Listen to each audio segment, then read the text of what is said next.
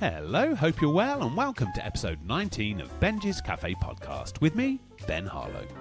Joining me for a coffee this week in Benjy's Cafe is the actor Oli Brooks. Oli trained at Birmingham School of Acting and has appeared in Tim Minchin and Dennis Kelly's Matilda for the RSC, Heathers the Musical at the Other Palace London, and as JJ Silvers in the UK tour of Baz Luhrmann's Strictly Ballroom. He played Edna Turnblad in Hairspray for Royal Caribbean Productions and is Associate Director for Tortive Theatre. Oh yes, and Oli is 321 days alcohol-free. How brilliant. In this episode, Oli discusses realising the negative impact of alcohol on his life and making the decision to quit. And he shares the importance of routine and creative outlets for maintaining good mental health. The hangovers fueled my anxiety. And then it was just like, I didn't really realise that because I was so focused on having a drink because I was stressed, or having a drink because I'm tired, or having a drink because I've had a long week. I deserve it.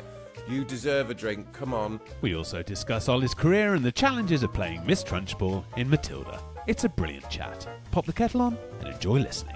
Welcome to Benjy's Cafe podcast, Oli Brooks. Good morning, Oli. How are you today? Good morning. What a lovely introduction. How kind. You're very welcome. It's great to see you. I just want to start. I don't know if you remember, you're probably not, but I'm pretty sure I first met you, Oli, about 10 years ago. I was auditioning for, it would have been Mamma Mia for Royal Caribbean at the mecca of musical theatre auditions, Pineapple, in Covent Garden. Pina. And I'm pretty sure you were I'm pretty sure you were supervising the auditions, and I just want to say how friendly and supportive you were, and I think that's a lovely quality, but you made it such a lovely experience. I just want to thank you for that. I know it's 10 years on, but honestly, it was one of my favourite auditions. Oh, thank you. Oh, it's so lovely. Well, yeah, do you know what? I really loved that job. I actually worked as, it's what they call a monitor. And I think that might be an American terminology. A monitor. I was the head monitor. 5 jobs at the time, and I was like, yeah, any extra cash is fine, you know. Jobbing actor and all that. And so I used to say, right, okay, here we are. As you walk in, they're really friendly, they're really lovely, they've just had a coffee, so you're all good. You know, there's a pianist that's going to be on the right, there's a cross on the floor, just go straight to the cross, just so it makes it really quick and easy. You don't need to worry about going and shaking your hand with everyone, you know. And, you know, you'll see that there's a camera, but don't be intimidated. They just need to film it for their recordings because the American producers need to see it. And just have a lovely time. Remember, it's your audition.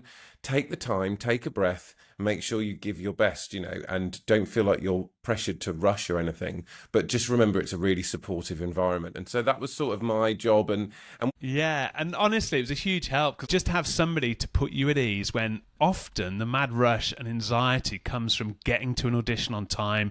You're juggling between acting jobs, but just to get there, take a breath and have someone to settle you was wonderful. So I genuinely want to thank you for that. And of course, later on, you went from head monitor for Royal Caribbean to Edna in Hairspray. That must have been like what a leap. When I first started working with them, I didn't have an interest to work on a cruise ship because there was this whole sort of, you know, people were turning their nose up at cruise ships. I didn't know anything about them, so I didn't really have an opinion, but I just know that my agent at the time didn't really want me to do cruise ships, and so you sort of go, oh right, okay, then I shouldn't do them.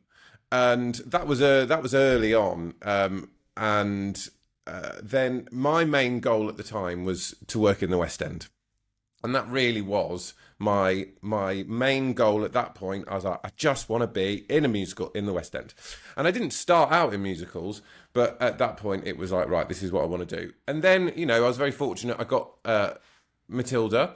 And that was my first big West End show. And then what happened in regards to working with Royal Caribbean is it was actually after I'd finished Matilda, some of the team, the creative team, had seen me. So when they were over doing auditions, I obviously wasn't available to run the auditions, like to be a monitor.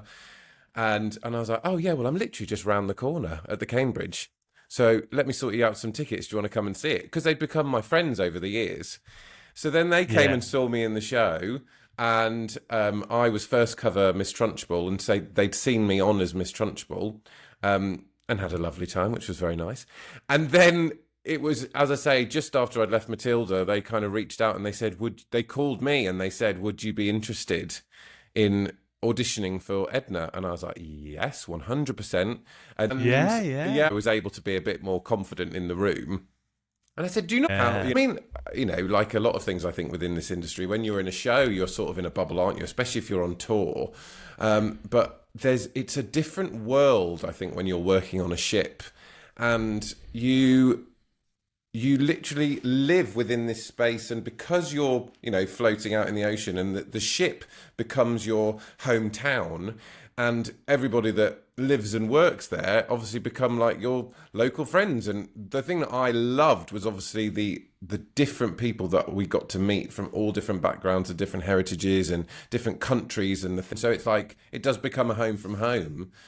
You do end up sort of just embracing this world, and there's a real fine line of allowing it to take over, and I suppose I fully understand how that can be, you know, claustrophobic and affect you negatively, you know. And that is where there's this sort of choice of going, I can either just stay in my cabin all day, you know, because there were times when you had hours to do nothing, or actually, because I can go out and explore the ship, why not go out and have a nice time? Go and say hello to the people that you've made friends with who work at that bar or in that coffee shop and stuff. And, you know, and we had, you know, sort of exclusive access to the helipad for the crew. So you can go and sit out there. And I actually started up, because I saw people's mental health declining, I started up a thing called Sea Day Sketch Club. And it was actually an art club to help people with mental health. And it was every week. So Sea Day, for those who don't know, is obviously a day when you go out and you're at sea and you never go to port. And some people find those days really hard to deal with and claustrophobic because you don't go near land, or you're not able to get off the ship. So I was very aware that was when people's mental health started to decline. And I mean, I loved it because I used to love looking out to the horizon of the ocean, you know. And we play like really chilled out music, and we'd just sketch and just chat, and it was really lovely, you know. So it sort of helps. That's, you know, glorious for you to have the empathy to spot that people needed help and to create that environment. I think is beautiful. I think that's such a wonderful idea. It's great. Yeah. So I just started doing it. I was doing it by myself, like doing little sketches, and I write poetry as well and all this. God, I sound very arty-farty. But, you know, it just helps me to... I love it. But it helps me to release, and it helps me to sort of get out of that negative headspace. And so I was like, let's see if anybody else fancies doing it. And then there's this fear of going back on land, going back to, back into London, and not having the ease of stepping into a job, or, you know, walking down the corridor and you're in this 1,400-seater massive theatre and you're just going to do a show and then pop to Crew Bar and have a couple of drinks and a salsa dance or whatever. It's quite scary to then go back to the real world. And, you know, I'm sure you found that, but there's a real, like, adjusting phase of acclimatizing back into real life and realising that, oh, gosh, you're on the ship, you know. Real life is tough enough anyway, isn't it, Ollie? And then add on top of that the business that we're in. It's not all sailing around the high seas, enjoying West End runs, you know, big productions on tour. It's tough, isn't it? And you mentioned using the drawing, the poetry. It's a very inconsistent business. Do you find those little things are key to kind of maintaining a good mental health and a good balance amongst the madness of the theatre world? Yeah, definitely. Definitely. Writing for me is key, and that's even just using my phone, the note section on my phone, to just write down my thoughts. And it's a well-known and used technique of writing things down, but you kind of go, oh yeah, that works, but you have to actively do it. Do you know what I mean? And it's quite hard when you're in that headspace to pick up the phone or pick up the notepad. You know, I try and avoid using my phone too much, because obviously then you pick up your phone and you've got notifications, and obviously there's all the blue light rubbish and all that kind of thing. But just to get things written down and out of your head And my head goes, okay, you've written it down, well done, you can go to sleep now. It's the same with ideas. If I, so yeah, there's that. But I think also for me personally, routine, and which is really, it's really strange because, my mum and sister sort of go, in some respects, you don't really have the right mentality to be an actor because of the way of life. But I said, but I think that's most of us, is because we all want this sort of consistency, and we are all very specific and routine. And that's what I think makes people good actors, because you have to be like that in the rehearsal room. And also we have to repeat the same show 8 times a week. So then when I'm not acting, I've realised, and I've only realised this the last couple of years, is that I just try and keep the same routine. And especially when you're on tour and on a ship, when my environment changes, my brain goes, what's happening? Hold on. I don't know this chair. I don't know that bed. What's that view out the window? And so that overwhelms me. And so therefore what I do to keep my mental health sort of stable, but no, not stable, but you know what I mean, sort of calm and in a good place, is I have a morning routine. So I wake up, as soon as I wake up, before I sort of open my eyes, I take loads of deep breaths. I have guided meditation, which is on my phone. I'll literally open my eyes, press the button on the guided meditation, put it by my bed. And for 20 minutes, I do gratitude meditation before I've even got out of bed. And I just wake up feeling great, because it's a reminder of you've got a choice of how you approach this day. And then I have my coffee, and I take my vitamins and my supplements, and I sit on a chair. I mean, I sound like a 90-year-old, but I sit on my chair and I do my word search. I love a word search. A word search, again, it's the writing and the thing that sort of just allows my brain to zone out. And I've got the luxury of, I know not a lot of people, 9-to-5ers and muggles, have the luxury of having this time, but I make sure there's an extra time to do this. So if I've got an appointment at 11:30, I'll wake up at 8:30 so that I've got the time to wake up. Do you know what I mean? And so it's having that routine. And I do that if I'm on tour, set out the bedside table the same way in every venue. I'll have a throw or my own pillow or something that I put on the bed, and it helps me go, this is my space. Helps my brain and keeps me calm. I love the fact you have these little small bricks and foundations that slowly build up, and then ultimately your brain can flick into that mode of life's good, it's going to be a really good day ahead, and you're just starting the day in a real positive frame of mind. And it's just almost like a little switch, isn't it, that can just go. And I found when I stopped drinking that switch, say if it was like a light dimmer, it would just be brighter and brighter. And I just love that feeling. You're 321 days alcohol free today, Oli, which huge congratulations. Can I just ask you what prompted that, and just that joyous feeling now of, even if there's a bit of a tricky day ahead, a few things to navigate with life, with career, which there usually is, how much better life is for you now that fog of alcohol has just gone. I couldn't believe the difference it made to my life. How about you?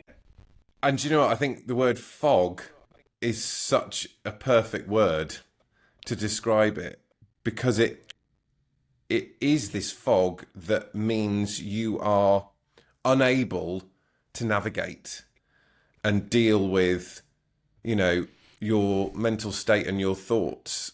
For me, so my dad is an alcoholic. So I grew up with him drinking heavily all my life, and that was a very negative experience for myself and for my sister. And so I always had, from a very young age, this idea of what alcohol represented, and that it seemed to represent an escape and was used to escape stress. And it wasn't, there wasn't really much of a representation that alcohol is used for joy and is used to celebrate, and so my mom, she doesn't drink very much. So there was a real balance and a real sort of variety and kind of contrast in regards to how these two, leaders of the household were living. And, and so it was an interesting childhood, shall we say. And, there were lots of ups and downs. And I suppose I don't think I realised as a teen that negative impact that the alcohol had on me, because, when I was 15, 16 or whatever, it was late 90s, early noughties, everyone was drinking at that age, and it was fashionable because of all the, Alka-Pops. Do you know what I mean? There was Hooch, Smirnoff Ice and Bacardi Breezers. All of those. Oh, the Hooch, my goodness. Reef. Do you remember Reef? It was like orange and pineapple Reef. And oh my goodness! I know, and it's so it was fashionable, and it was like everyone was doing it, and so I did start drinking at 15, and I'm 6'5". I've always been tall, I looked a bit older, although now I look much younger than my real age. But I was able. You look good. Thank you. So I used to be able to get into the pubs, and I spent my teen years in Worcester, which is where I went to high school. And so we would go out to all the little pubs around there, and we started drinking. And then I think then, and that was sort of 15, 16. No one should drink underage, obviously, kids. But it just started to then become this amazing party life. And actually it was the socialising that I loved, and the music and the dancing. Looking back at it now, is I realised that that's what I loved. I loved being around people. I loved meeting new people, and I made all these new friends. And there was always this little thought in the back of my head that I was like, gosh, I wish I fully remembered meeting those people. I wish I actually remembered their names. And it wasn't just like hooking up with people. It was just like making friends, and it just made me realise that that's what I loved. And I had gone through this, challenging teen years with my home life. But also I had a really bad experience with bullying, and was sort of horrifically bullied to the point of where I left my school. And there was a lot of negative energy within me, really bad mental health. And so I then started to do what I had seen my dad do, which was escaping using alcohol. And so it became the same for me. And I didn't realise at the time, because I thought, I'm out socialising with all my friends. But actually what I was enjoying was not feeling like me when I was drunk. And I was like, I feel like a much better person when I'm drunk. I feel like people like me. I'm livelier. I don't care about the things that I seem to worry about. And that just went on for years, And I think also because everyone around me was drinking, it was like, it's okay, because everyone's doing the same thing. Yeah.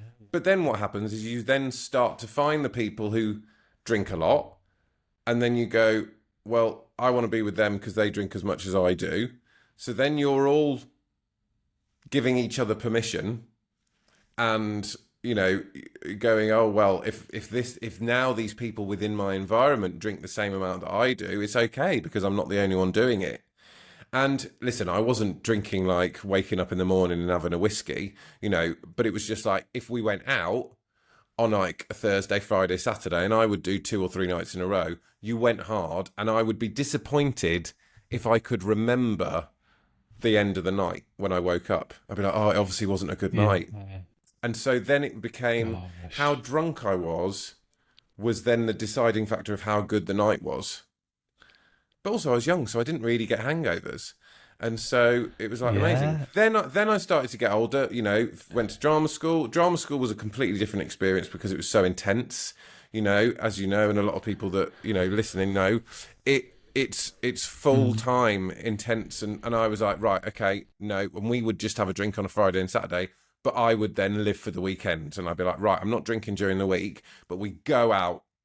And I was like, I am drinking a bit more than other people, but they seem to think I'm fun when I'm drunk. Let's carry on, And the funny thing that I say, which, and my mum goes, well, yes, you are right, but she also rolls her eyes at, is I am naturally a thirsty person. And what's been really interesting now I'm sober is I'm like, oh yes, I am. Like, I drink all the time. Like, as soon as I wake up, I have about 2 pints of water. I'll have a coffee, I'll have an orange juice, good. I'll have a vitamin drink, and then genuinely, and I enjoyed the taste of alcohol and I enjoyed the drink. So that was a factor as well. Anyway, years went on, moved to London, stressful moving to London. I wasn't working. Let's have a drink. Let's go party. Soho was like my mecca. And I was like, yeah, this is it. It's amazing. I'd go to all the clubs and all the bars, had an amazing time. Too amazing sometimes. But, and then it was like, it was still social and still fun. But then I suppose, stressful adult life comes in and we start to worry more for some reason, but we've got bills to pay and, and where's life going? What's happening? Oh, do you know what? I just feel really crap today. I'm just going to go home and have a bottle of wine. And then, and then it just started to become related to stress and related to, I've had such a hard week, because genuinely at one point I had, I think, 4 or 5 jobs that I was doing, every week. And it would just be like, what am I doing? Like, I'm not working a lot. And and the acting jobs I was doing were really short, but I was like, this is all I need. This is all I want to do. I just want to act. And so then I was like, let's just have a drink. And if I went on holiday, let's have a drink, and then as I got older, the hangovers started to get worse. The hangovers fueled my anxiety. And then it was just like, I didn't really realise that because I was so focused on having a drink because I was stressed, or having a drink because I'm tired, or having a drink because I've had a long week. I deserve it. You deserve a drink. Come on, And I still believe that. And I haven't turned into a sober preacher. But for me, I can't just have one drink. And I think it's because of those years of binge drinking, at the end of the 90s and the noughties. It's ingrained in me, and I thought, I'm not going to turn into my dad because my dad drank white wine and I don't drink white wine. It's like, yeah, but I drink everything else under the sun, which I hadn't realised. And so it was just then, it just developed and, I was on tour and it was it's just stressful. Tours can be stressful, and the shifting and the changing and the weekly moves and of course, change of environment. Like I was saying, the change of environment can be quite stressful for me. And as much as I crave change, it also does actually stress me out, And but I still love it and I still do it. But I was using alcohol to calm myself down. I've got to my digs. The show's tomorrow. Let's have a glass of wine. Turns into a bottle. And then it's almost any excuse, isn't it? It was always the reward or the fake reward to have a drink. Oh, it's a Friday, I'll have a drink. Oh, I've got a job, I've had a good show, I'll have a drink. It was always the go-to. And I haven't got emotional on this podcast before, Oli, but so much of what you said resonates with me. And looking back, it was the go-to, the escapism of having a few drinks that just escalated over the years. It was just that comfort of feeling in a safe place. But as life progressed, of course, you add alcohol into the mix, and I've wasted so many lovely memories and times on tour and of life just through drinking excessively. And it's, I tell you why I feel a bit emotional, because it's when you realise that it's not right for my personality, that for some people it is a poison, and my beautiful girlfriend saw that in me. She realised alcohol for me is a poison. We're nice enough, interesting people without that poison, and it seems like you found this beautiful spot, Oli, in your life that's going to propel you to more success, where you've realised that and you just see, and I think I'm getting there, how much better life is without opening a beer, pouring a glass of wine. It's crazy, isn't it? And I just really want to thank you, because it's comforting to know that there aren't just it's not just me or a few people I might talk to, some fantastic friends who've experienced the same, that, we're good people who are addressing a problem that might not be our own fault to create a happy future. So yeah. I have grown and learned and experienced so much positivity from hearing other people's stories and experiences, and that's what led me to finally decide that I wanted to be sober. But I think also, just whilst you were chatting there, what made me think was that I realised that, and I think I've only just realised this right now, is that when I drank to escape in my 20s and before that, it was because I didn't like who I am. I didn't like myself.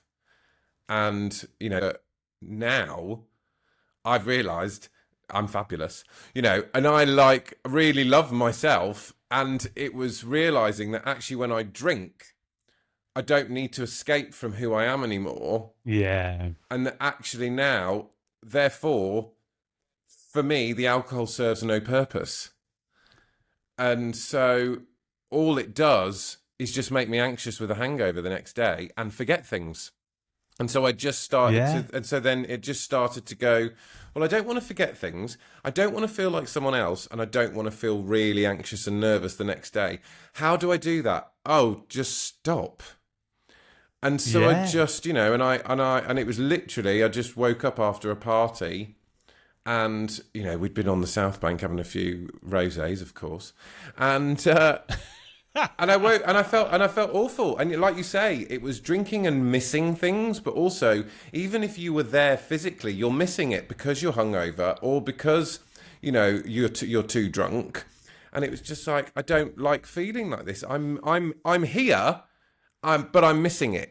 I don't want to do that anymore. And so I just woke up and I had this hangover, and I went to my sister, because I live with my sister, and I said, this is my last hangover.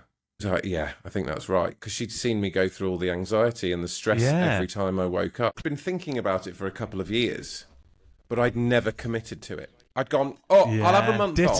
Ditto. I'll have a month off. Or I used to be like, I've 7 days and I haven't had a drink. Amazing. Now I deserve one. Do you know what I mean? That's what it used to be. I've had 7 days off, so I can now. But what I would do on day 8 and 9 is I'd drink the amount that I would have drunk in those 7 days. Yeah. So it's like, actually, there's no point. Right? And so it was just like, it's just stop. And so when I did stop, there was no acclimatizing to sobriety. There was no missing. Honestly, I can say now, there has been one time when I've gone, I could have a drink. And it's not like, he's going to fall off the wagon, he was an alcoholic. Because I think actually I stopped myself getting to that point. I went, I can see myself going down a route that's like my dad, and potentially I could become dependent on this, and I don't want to. So let's stop now before that happens. And that's why I'm grateful and do this gratitude meditation. But I am grateful that I experienced that with my dad, because it stopped me from doing it, And do you find that there's a curiosity from people as well? And it's probably from the people who think, deep down think, we might have an issue with our relationship with alcohol, that you get questions from people, and it's lovely just to be like, I don't drink and my life is great. I can look forward to going out for supper, and it's it's not having the consequences the next day that is just joyous, isn't it? Yeah, and I've not kept it private, being sober and my journey to sobriety. Yeah. And so, I posted a video, I think, when I was 6 months sober, because I don't think I'd ever not drunk that long. I was like, I haven't had an alcoholic drink for 6 months. I haven't done that since I was about 15, like genuinely. So it was the first time in God knows how many years, probably about 5 years, because I'm only 20. But, and I was like, oh my God. I need to celebrate this. So I shared a video on my Instagram, and I had 2 or 3 people message me going, I'm thinking about the same. And actually, you sharing that has kind of inspired me, because the way you felt when you decided to stop drinking is how I'm feeling right now. And then the people who are sober and were sober when I was thinking about being sober and I chatted to them, they have then said to me, well, we didn't want to preach, but we knew you'd feel better, And I'm like, yeah, I feel so much better. My skin's better. My eyes are white. Oh. Do you know what I mean? Like, I know, it's the eyes. It's like a woo-ha. And likewise, like, fair play for sharing and being so proud of it on your socials. Like, I am, Oli. And it's like, and what people like my good friend Richard Taylor Woods, Craig Armstrong, they've both been on the pod, but through seeing their journey and thinking from afar, yeah, that's me. I've got to address it, and you'll be helping people by doing what you're doing, and that's just fantastic. But there's a fear. There is a fear, and I think that anybody who's watching or listening to this, like, don't. I think what stopped me from going sober sooner. Well, that stopped me was the fear of what other people thought. Yeah. I wanted to do it way before I did it. But I was scared to go to a bar with my friends, go to a stagey club, Century or Soho House or something, and who orders an orange juice at Soho House? No, it's got to be a martini or something. Do you know what I mean? And so I was scared to do that. And so it's like, get over that, because people don't care as much as you think. And actually, people really support it. And, I think now as well, people are sharing their sobriety stories, but also this younger generation, they're not really bothered about drinking that much either, which is amazing. Yeah. So therefore, it's not fashionable to drink like it was when we were younger. So there isn't this pressure to drink. Brilliant. No, it's such a wonderful start to the week, Oli. I have to ask you, your performance in Matilda, you played Trunch on the well, follow, it's Oli Brooks 85, isn't it, on the Instagram? Also, if you are looking at Oli's page, please look at Oli's, you posted a reel, I think a few weeks ago now, Oli, of you rehearsing for Trunch. Yes. Was it the ribbon routine? Yeah. How many hits has that got? Like, over 100,000. People love the show, but I think, oh my God. But people just love having a little look behind the scenes, isn't it? Can you just explain about the challenges of playing that part? Because similarly with Dame and Edna in Hairspray, it's not drag, is it? No. Was it lovely to play that part? And what a creative team. Yeah. And what a show, my God. Holy moly. Yeah, so it's really interesting, because obviously, yes, I've played 4 women now, because I was also the Queen of Hearts in Alice in Wonderland as well. And I've been Edna, and I've been Dame, and obviously Miss Trunchbull. And actually, Miss Trunchbull is in a completely different category, because the Dame, Edna, and Queen of Hearts, you can have fun with. You can almost a little nod, acknowledgement of you're a man in a dress, and that's the whole point of it. Whereas with Miss Trunchbull, you are a strong, homicidal, aggressive woman, and so that for me. I did Matilda, and that, as I say, that was my first big West End job, which I didn't get into the first year. I got down to the finals, and it was between me and this other chap who was obviously very good, and he got the job. And then I said to myself, I'm getting that next year.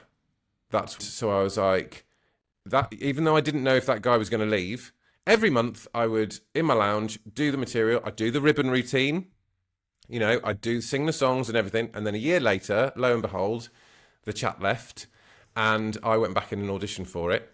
And 8 rounds later, got in. I did 6 rounds my first year, and then 8 rounds my second year, because it was a couple of new creatives. Wow. And I was featured ensemble, first cover Miss Trunchbull, and the nice thing about being first understudy is you're going to have at least 4 weeks on, because you've got to take 4 weeks holiday. Yeah, of course. So that was really exciting. But also they allow. Well, when I did it, they allowed quite a good amount of time to rehearse the understudies in, which doesn't always happen. I think, especially with Miss Trunchbull, because it's such an important role. But ultimately, it wasn't. You weren't really acknowledging the fact that you were a man playing a woman. It was just more about her narrative, who she was. But actually, the funny thing is the comments were at the time, she's not a dame. You're not a panto dame. You're not joking around. You're not playing up to the fact that, you're a man in a dress. I mean, you're not in a dress. You're in a big, heavy, weighty brown coat with your big fat suit on. But the detail that goes into it, they handmade my wig and the fat suit because I looked younger at the time. The fat suit, for example, they gave me lower boobs because lower boobs mean you look older. Because I was tall and sort of a bit lanky and higher, they gave me a hunchback, so it sort of broadened out my shoulders and my back a bit and changed it. The fat suit didn't have a bum because, women of a certain age sort of lose a bum, so that had gone flat as well. So the detail that goes into the costume and the wigs and the hair and makeup, and they taught me the makeup and then you do it yourself. But actually playing her was intense at first because it's such an amazing role to play and is known. But I did have some allowance of kind of some choices and thoughts. But as you know, with working in these big shows, and I don't mean this in a derogatory term, but you are a cog in a machine. And, and this is where I learned that you don't own a role, you rent it and make it your own. And and it's got to be the same no matter who the cast is or anything. So that was really a real education. But with her, it was so much fun because I hadn't played a baddie. But it's all about the stillness. Amazing. And I've taken that on in my career since, is the power of stillness and being brave with the stillness and just using your language, and I, was classically trained. I didn't train in musical theatre. So my first few years of education of my, of my career work was Shakespeare and like Greek tragedy and stuff. And so it was lovely to be able to use that with this part. So it was an amazing, amazing, amazing show to work on. And do you know what? I'd love to go back at some point when I look older, of course, to play Miss Trunchbull, but that ribbon routine is part of the audition. So that's why suddenly these little videos are coming up of me doing this, because I'm not under contract anymore. And so much fun to do. I loved that ribbon routine. Yeah, it was great. It's been so lovely to chat to you this morning, Oli. You're a fellow big chap. I bloody love my food. I love to ask all my guests, what's on the dinner menu, Oli? I'm a celiac. I'm a celiac. I always sing that, thank you. And so, so I've been gluten-free since I was 21, so 18 years now, nearly 19 years. At first, there wasn't a lot of stuff that you could have. But now, thankfully, the gluten-free, food that's available is amazing. I love cooking. And the main reason is because I'm celiac, because then I know what's going into the food. But do you know what? I love a bit of seafood, but today I am going to have, probably in about 10 minutes, ribeye steak, new potatoes, tender stem broccoli, and just a bit of rocket on the side. Beautiful. Yeah, absolutely. Oli, it's been so lovely to chat to you in Benjy's Cafe. I completely commend you on 321 days alcohol-free. Not only that, but your career and the way you're embracing life. Is it a busy year ahead? Is it? I'm starting to not veer off, but find a new string to my bow in directing. And I'm really enjoying it. I get the same sort of creative satisfaction from it, and I seem to be good at it. People seem to say. So it's really lovely. So I'm now working, like you were saying with the intro, I'm working with a theatre company called Tortive, an associate director with the company for the next, it's for the next sort of 5 or 6 months, and then who knows what happens with it afterwards. So I'm allowing this time and these few months to invest and see what it is to be a director. I love your positivity, your effervescence, and I love how creative your life has become since deciding, you know what, alcohol isn't for me, and you're just flying, and it's been an absolute joy. Oli Brooks, thank you so much for joining me. Thank you. Honestly, it's been a pleasure, so thank you.